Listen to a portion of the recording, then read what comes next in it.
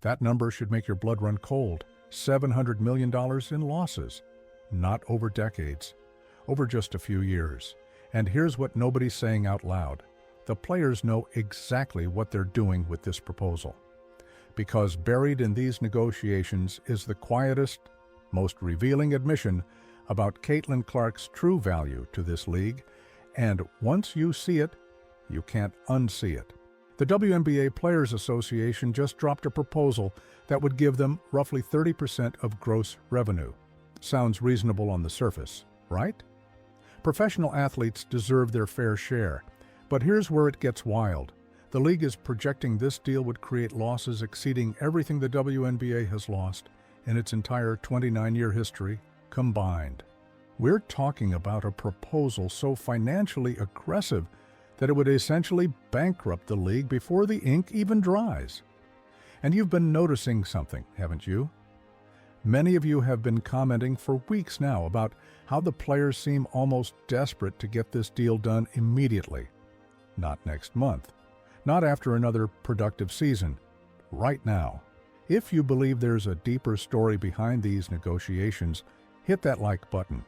Because what we're about to unpack reveals the real calculation happening behind closed doors. Let's connect the dots here. The owners have already offered the players up to 8 times their current salary levels, 8 times, plus profit sharing on top of that. By any objective measure, that's a massive win for the players, a generational leap forward in compensation.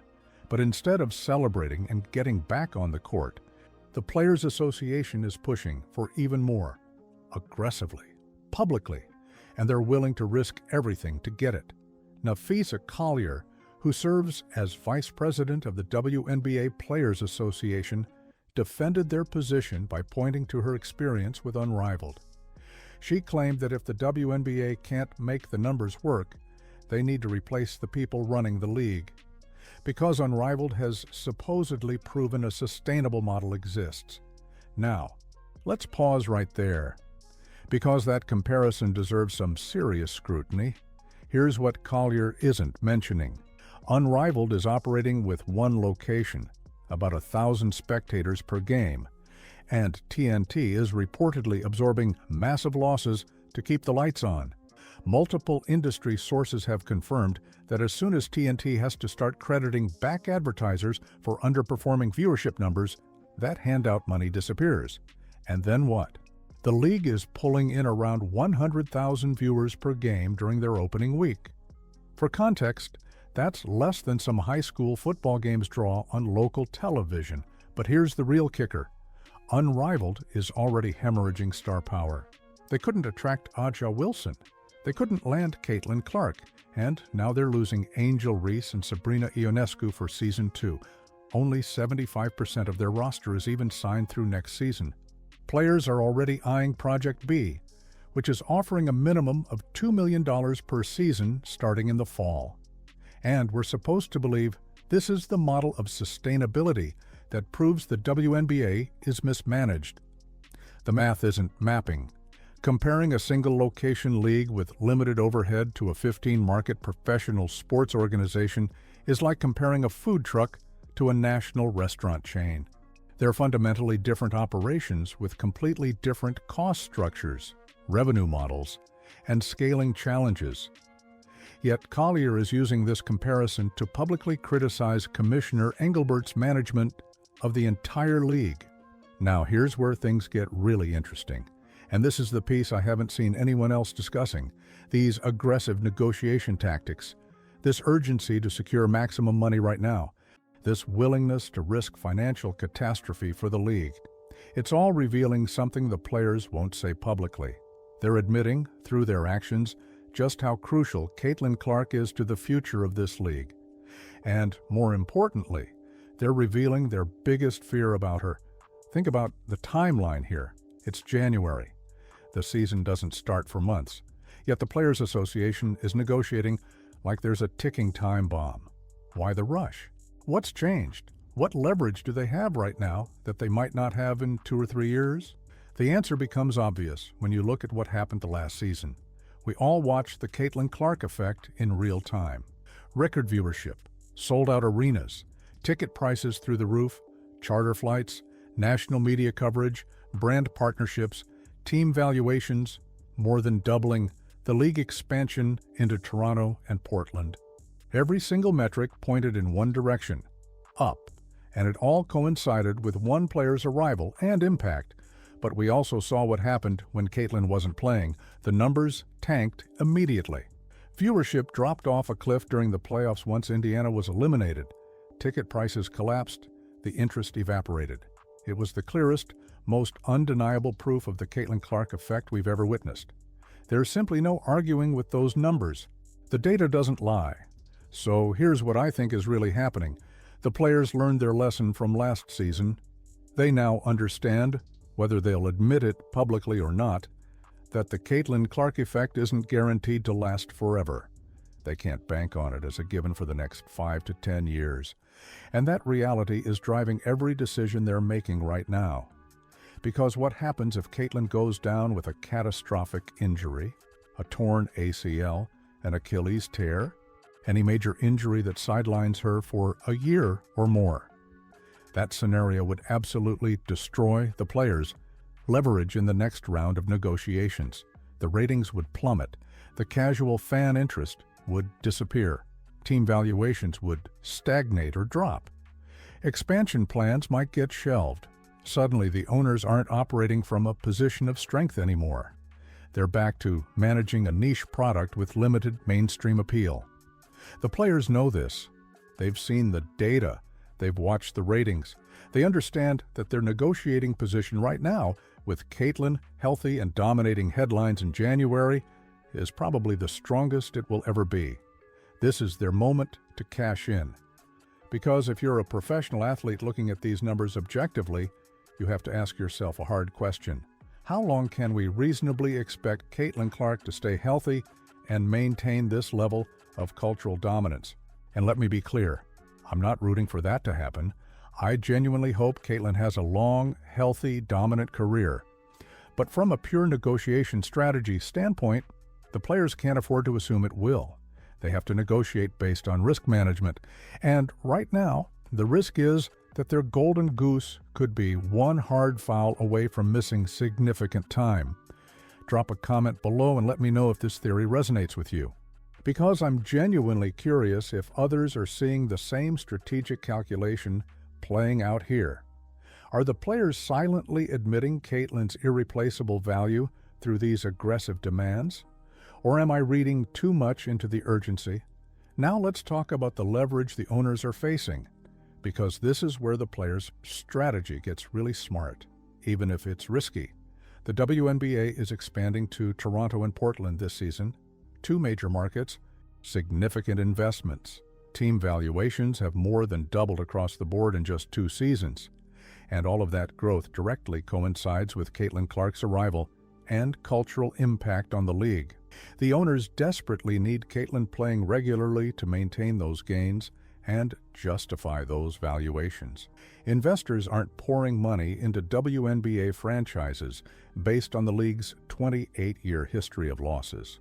They're betting on the Caitlin Clark era continuing to transform the business model. That's the pitch. That's the investment thesis. And if she's not on the court, that thesis falls apart. Caitlin's Nike signature shoe and apparel line launches this spring, right before the new season tips off. Nike is going all in with marketing campaigns worthy of her gravity and influence in the sports world. They finally stepped up with a commercial that matches her cultural significance. Her Kobe-inspired player-exclusive shoe became the most worn shoe across the entire NBA in December. Think about that for a second. An NBA player exclusive of a WNBA rookie's signature line becoming the most popular shoe in professional basketball. That's unprecedented. Her one-of-one trading card just sold for over $234,000. The most expensive WNBA card ever sold. Second most valuable women's sports card in history, trailing only a Serena Williams card. It's January-tus, and she's still absolutely dominating headlines and setting records. The hype isn't fading, it's growing, and Nike needs her healthy and playing to capitalize on this massive marketing moment. So the owners are staring down a scenario where they have enormous capital invested in expansion, skyrocketing franchise valuations, and a major corporate partner launching a signature product line. All of it requires Caitlin Clark to be front and center for at least the next 5 seasons to maximize return on investment. The players know this. They understand the owners can't afford to waste a single second of the Clark effect, because unlike regular star power, this is completely irreplaceable.